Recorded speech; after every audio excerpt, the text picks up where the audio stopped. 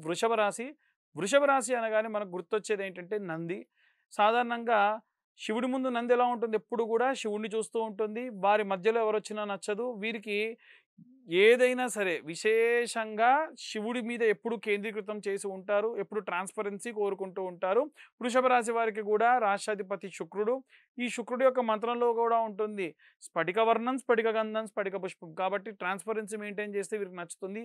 అబద్ధం చెప్తే నచ్చదు. అంతెందుకండి మనం శివాలయానికి వెళ్తే కూడా నంది చెవులో ఏదైనా చెప్పామనుకోండి, ఏదైనా మంచి విషయం చెప్తే ఖచ్చితంగా నంది స్వీకరిస్తాడు. అదే ఎవరైనా నాశనం కోరి చెప్పామనుకోండి నంది స్వీకరించడు.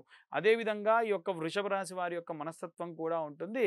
కాబట్టి ఇట్టి వృషభ రాశి వారికి సప్తమ స్థానమునందు కుజుడు స్వక్షేత్రంలో సంచారం చేయడం, సప్తమ స్థానం కుజుడికి మంచి భావంతో ఉండడం, అది కూడా బుధుడితో కలిసి ఉండడం, దీని వలన విశేషమైనటువంటి లాభము, ధనలాభము, శారీరక సౌఖ్యం కూడా కలిగేటువంటి అవకాశం కనిపిస్తూ ఉంది. సర్వే జనా సుఖినో భవంతు. స్వస్తి.